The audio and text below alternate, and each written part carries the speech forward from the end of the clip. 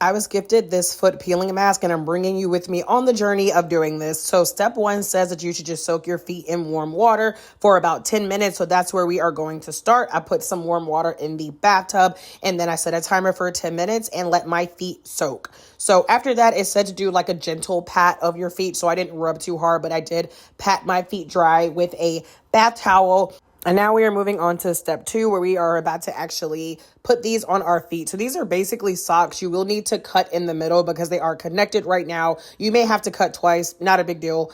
Super easy though. Once you can pull it apart, just make sure that your feet go inside like the fabric part because I almost messed that up. So let's go ahead and slide these on our feet.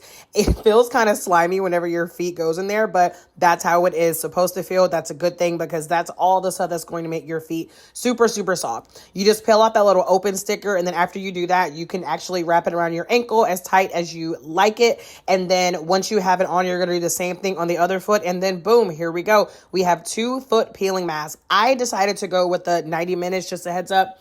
Also, it can be really slippery, so be careful. I actually decided to throw on another pair of socks on top. And whenever I went to walk on hardwood, I even put on a pair of shoes because I really did not want to bust my butt. But let these on for 90 minutes and then I came back. You just peel back the same tab that you stuck on there earlier. And then I decided to go to the bathtub because I didn't want to make a mess. So now I am going to just rinse my feet off in warm water as recommended. And I can already tell my feet are softer, but I'm going to come back and do a second video after the 5 to 7 days that it actually starts to peel.